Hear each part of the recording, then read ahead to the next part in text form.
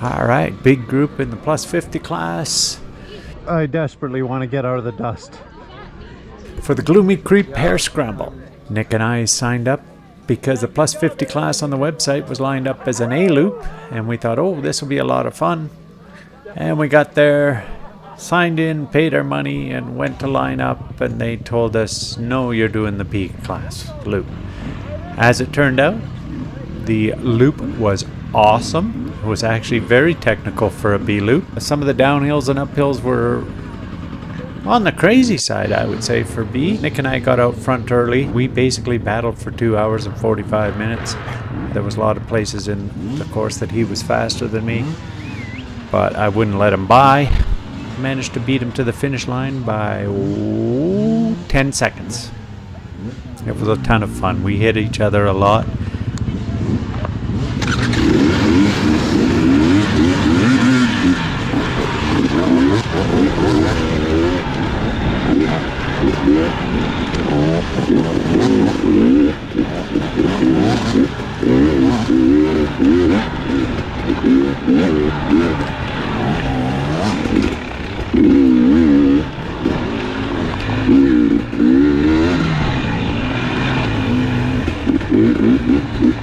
Slow and easy, boys.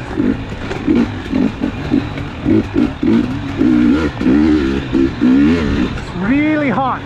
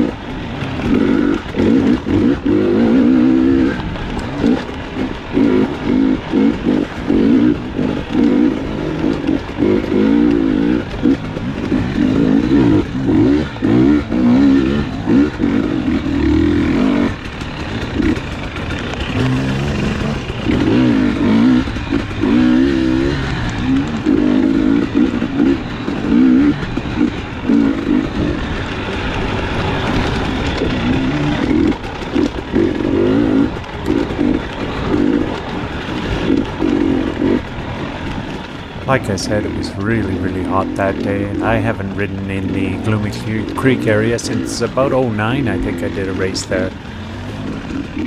Also, since I haven't raced a local race since 2019, and I was on a brand new KTM 2022 300XC, I really had no expectations. I didn't know what I was going to face. I decided that I was just going to ease myself into it, and I'm kind of glad I did.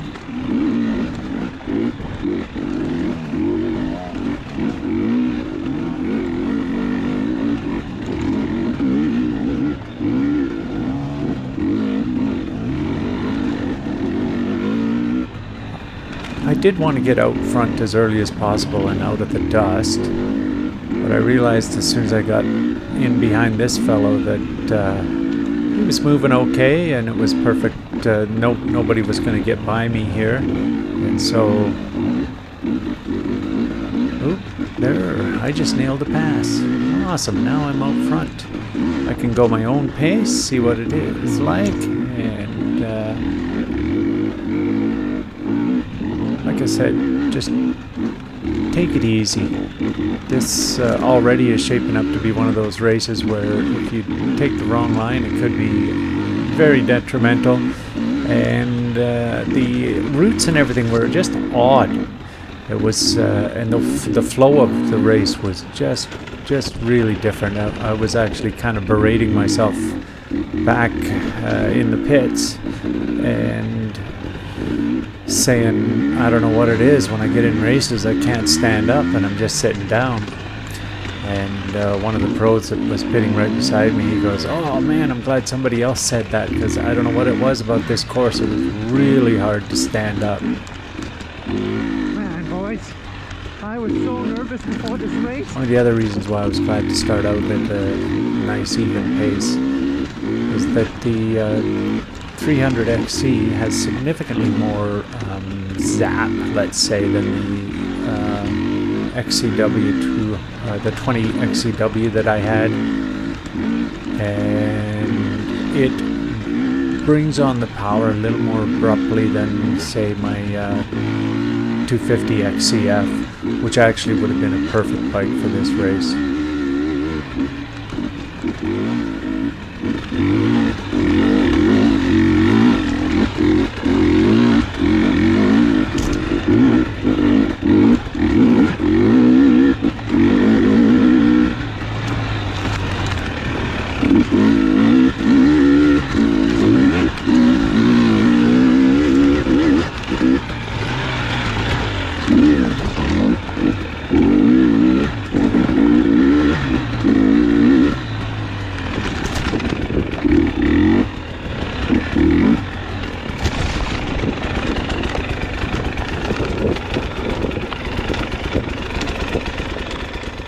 This was quite a steep downhill, which by the third lap was really silty and had a deep rut down it.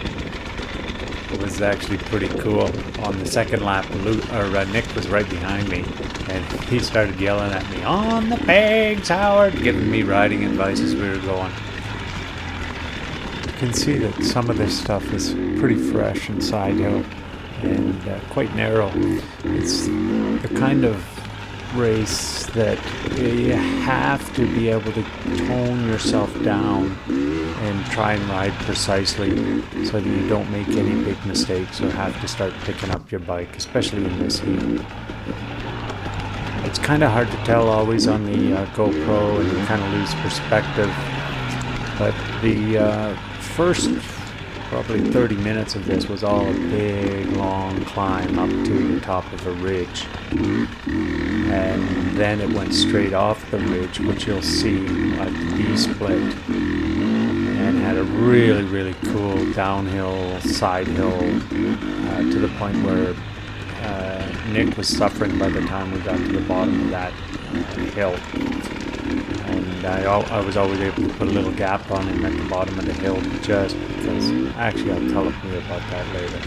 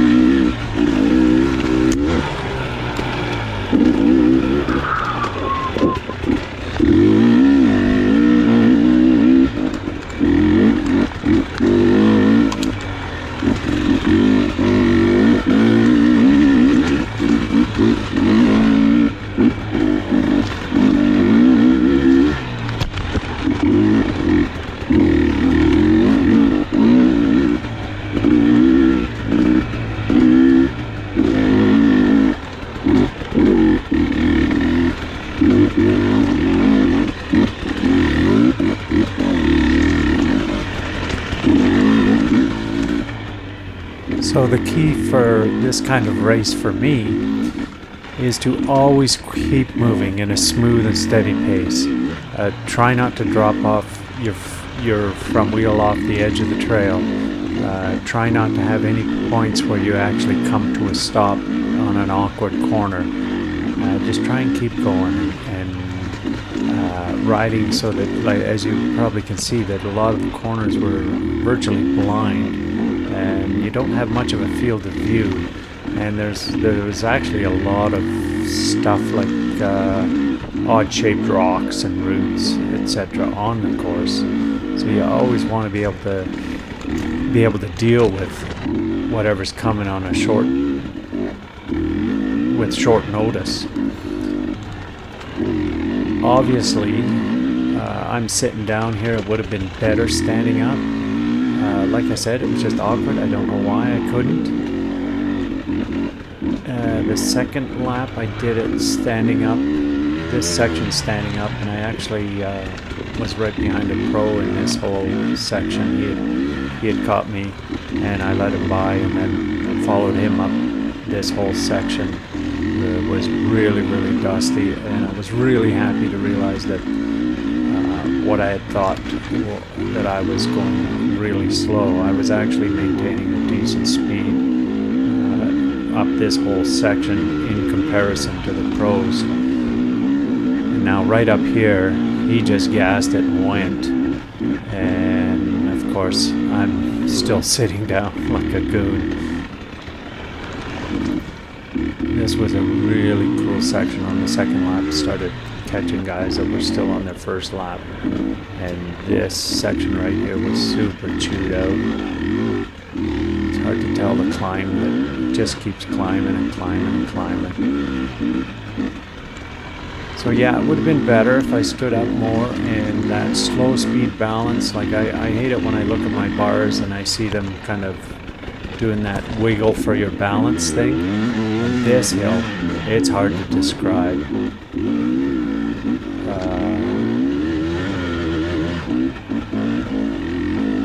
It was so loose with sharp-edged rocks in it. It was hard. It was really hard to predict every time you hit it what was going to happen. And this right here, you could hardly accelerate because this shaly stuff was just going away from your rear tire. It was hard to keep going straight up here, and of course you can't tell, but it was a significant climb. I thought as I came through here the first time, I was like, oh, I'm glad I saw those ribbons, and I was thinking, oh, this has the potential to be super cool in here.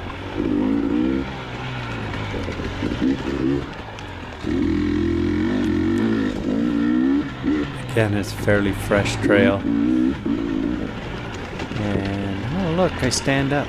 Good job, old fart. Nice cut straight across the roots. Keep standing up. Oh no, I'm sitting again.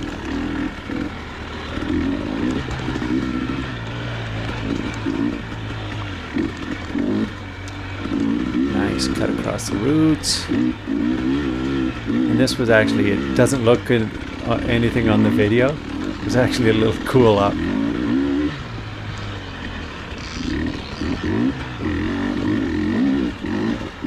And these areas just like right here is where the bike only has 19 hours on it, and I still have the stock rear tire on. It's pretty much destroyed, but there was no rain. I thought, I'll just leave it on, and I really didn't like it on this stuff.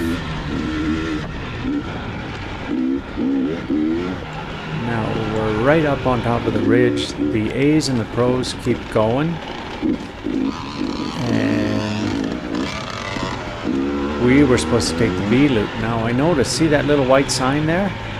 I couldn't see it, so I start yelling at the guy. Is this B? B? Well, I could see the sign, I just couldn't read it. It was printed too small for my old eyes. Anyways, how about this? Okay, guys, this is what constitutes a B trail in Alberta. Okay, like I want you to think of that as I'm riding through this section. So far so good. That little awkward turn into it. There's not much room for error, but it's nicely benched. Oh, this is cool. You just pull in the clutch and let her coast, see what's happening.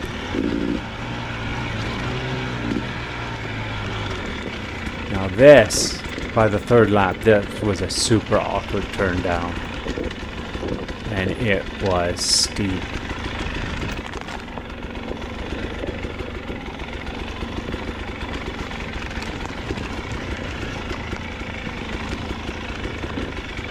As we come out here onto the side hill, I sit down somewhere here, I think. Yeah, there I go.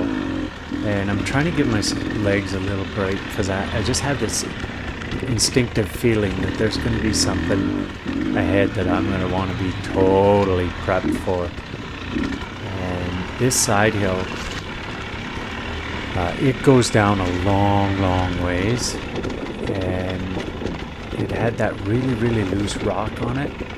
So, like, watch as I turn here.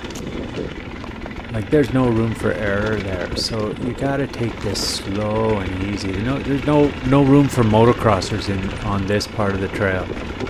It's like, make sure that front tire's going where you want it to go. Don't put too much pressure on it.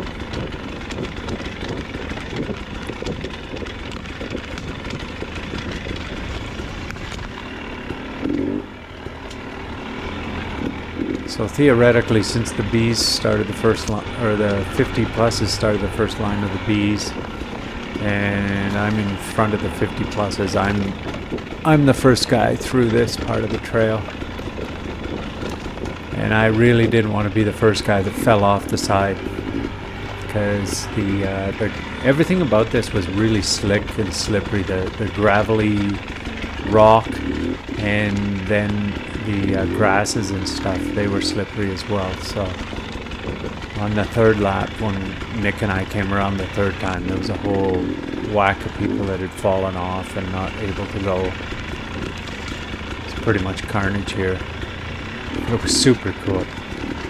So it's hard to tell, but I'm going down this whole time, and Nick had some sciatica issues. By the time we got to the bottom of this, his leg was cramping every lap. So he's not far behind me, and when we get down off of it on the flat, then he has to rest his cramping leg. So he had this sciatica issue, and my old man issues were that I kind of strained my back doing a real hard enduro ride on the Wednesday of the week before, and then on the Friday I'd gone out riding with my daughter, and I was just fooling around trying to ride the log lengthways, and I wheelied onto the log, and when I put my front end down, I was nowhere near the log. It was a total goon move, and went over and twisted my ankle.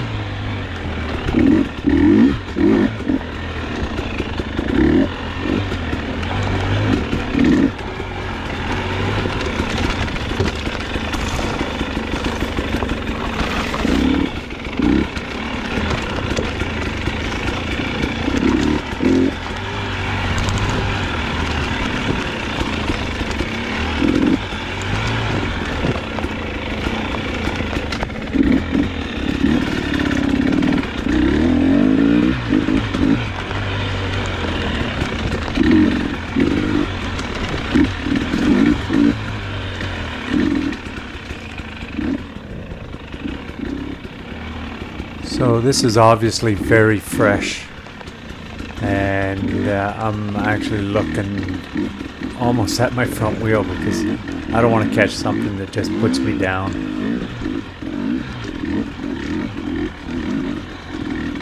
And right here is where we join in from the A and Pro Loop, where they're coming back off of their little outs. And I gotta say, at this point of the race, I was feeling the heat and thinking to myself, I gotta just settle down. I had thought that at this point Nick was a fair ways behind me, and I didn't know who else was coming, but I thought, I'll just take it relatively easy. And it's a lot of actual winding double track along here. I don't know how interesting it is. I don't know, I'm just, my brain is like still thinking of that side hill. I'm not really going. Yeah, I don't know what to say. I'm just riding like an idiot. It's like I'm looking into every corner after I'm in the corner. I mean, looking out at the corner after I'm in the corner. So I just got no real flow. Oh, I stand up. That's a good call. Yes.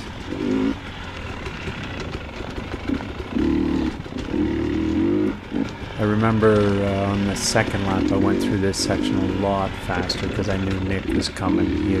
He'd been right on my butt on the way down that hill. So I thought I'd better drop him. And I got caught up to an expert who was on his first lap. Actually must have struggled in their line. And it was... fortunately, he realized I was a little bit faster than him and let me by.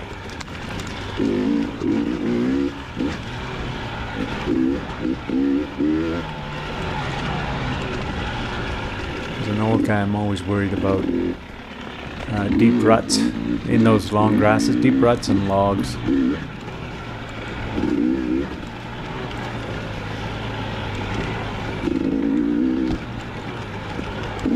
I guess actually looking at this, I'm riding, like I said, I wanted to ride just sort of smooth and not have any sudden stops and just keep it going. But it's kind of, I don't know, it feels awkward, and that's actually what it felt like.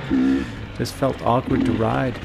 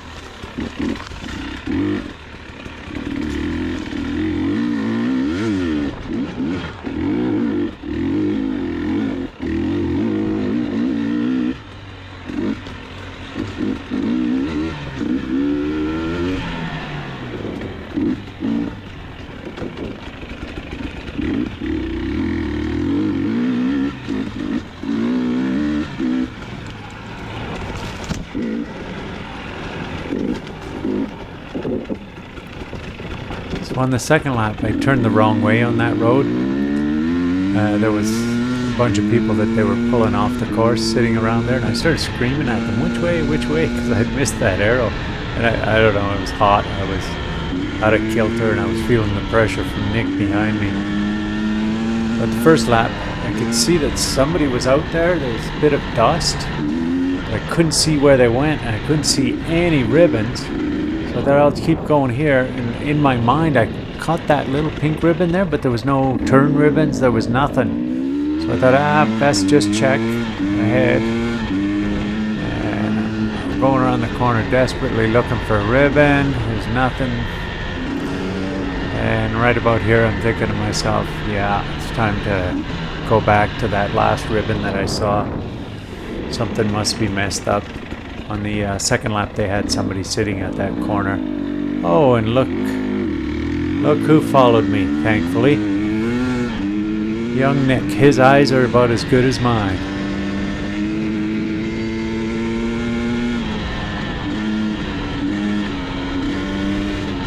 Now I'm worried about hitting somebody else coming up behind us. Now he's skidding to a halt. He's realizing something's wrong too. There is a ribbon there, but no turn ribbons or nothing. And you see, once we get up here, you see some more ribbons. So then I'm like, okay, get on the pegs and let's go.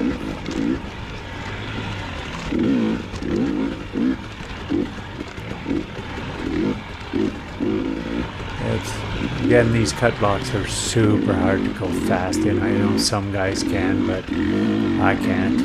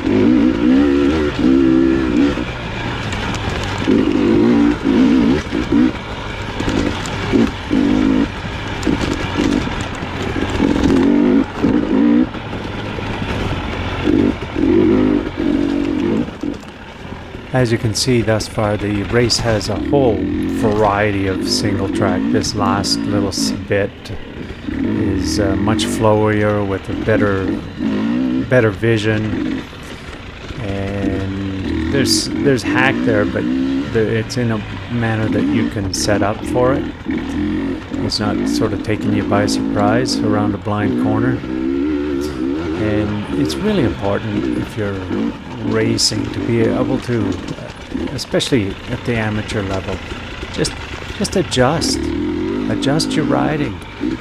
Slow down when you gotta slow down, speed up when you gotta speed up. I find a lot of people have a hard time with it, and then they get frustrated in the tight stuff because they want to be twisted in third or fourth, and then in third or fourth on a straight section they're so mad at themselves or the course or whatever it is that's bothering them, or whatever their setup or whatever, they can't go fast. I actually really enjoyed this section every time around. Every time around that last little log, I thought I should have gone straight over the log, and I never did.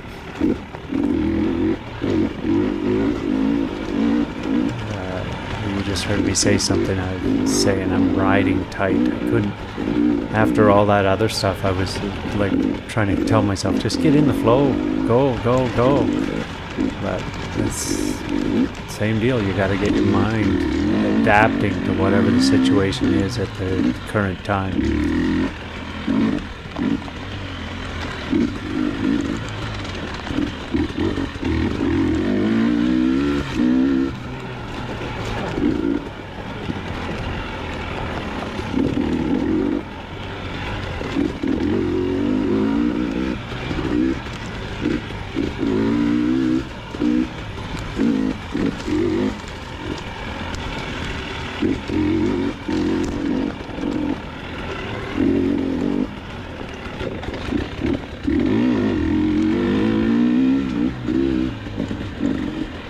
This got really bad on the third lap,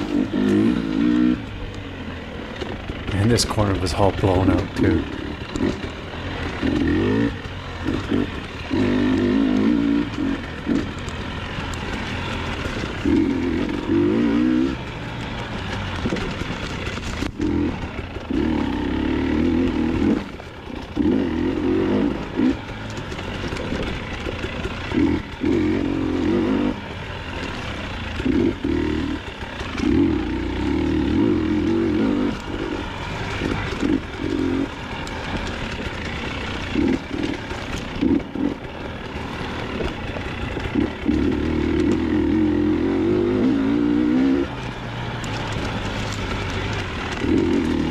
Doing all this knowing that Nick is right behind me, and like I said before, it was that way the entire race. I would just start to inch ahead of him and think to myself, oh, I gotta get some hydration in me and stuff while I can, and then next thing you know, he'd be right there.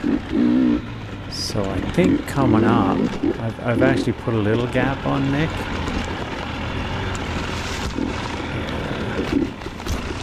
So coming up here, I dumped the bike in one of these ruts. Right here I'm riding it okay, and then gets out of the rut, and I sit down, and then another one shows up. It was about, some parts of it were almost up to the axle. There wasn't a lot of room. And here I go. All I'm thinking is, I hope Nick's not right behind me. I hope he's not right behind me.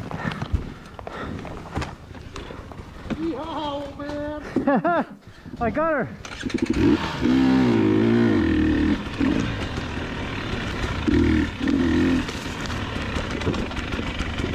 So now I know he's right behind me, and I'm thinking, just don't screw up, don't screw up. Don't turn the wrong way, don't take a wrong line.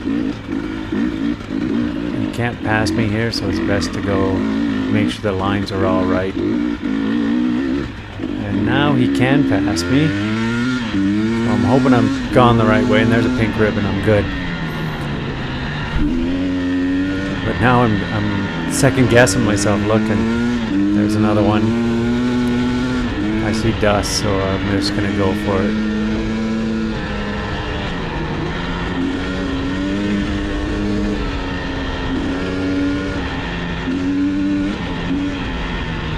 See something here, don't know which way to turn. Oh, there's the pink and blue on the left.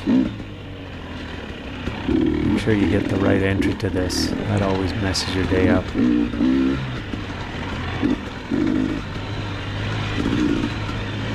I go over top of this. I should be standing right at the top there.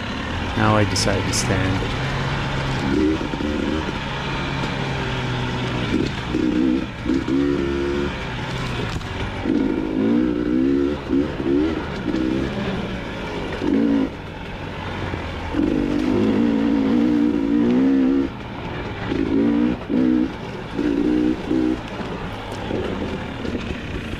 So this whole section here,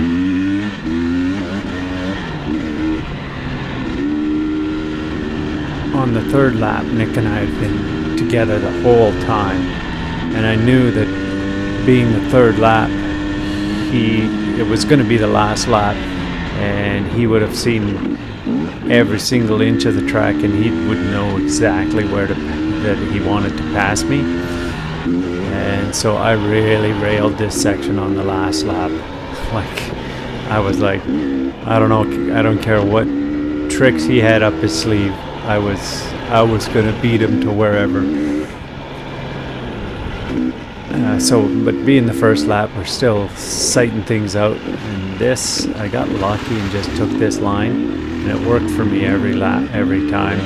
But it was getting pretty messy in there. Now you see some dust here. I'm thinking it must be an expert or pro or somebody that's in front of me. And didn't read that very well. It was actually a sweeper. And you'll see I get up behind him, and he doesn't even know I'm there. I'm trying to, grab my throttle and stuff. And note to self, when organizing races in the future, any sweeper that doesn't have a repack muffler will not be sweeping, because he couldn't hear a thing over his bike.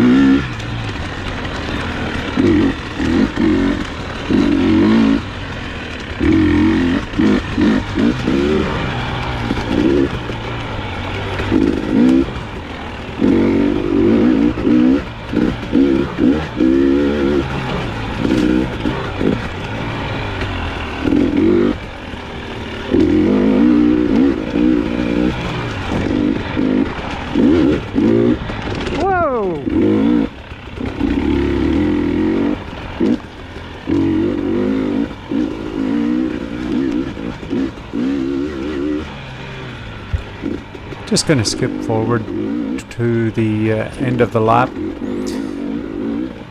It was a really awesome race. Some races you remember for different things, how you rode, different features.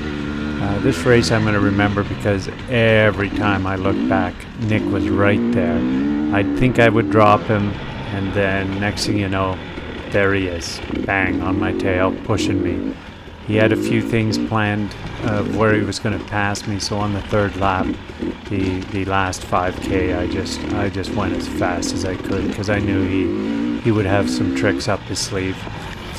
We banged the bars a lot, and it's the first race I've won, or where I've actually beaten the faster guy. I just got a better start than him. Thanks to Corey and the boys for putting it up. Next time, ribbon the entry to the tent better. Fortunately, Nick made the same mistake right behind me. I tried to go slow and then blah blah blah, and then I thought, oh, Nick's not going to pass me in here because we'd had a lecture about it. So I was trying to get fluids in me and drink. I was having a little trouble with my drink bottle. Alright, that's GloomyCreek 2021 from an old man's perspective.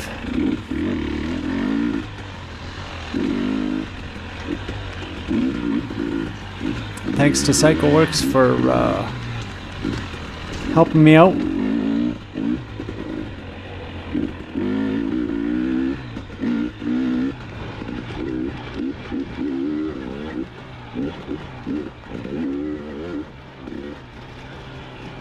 Have a good day, y'all.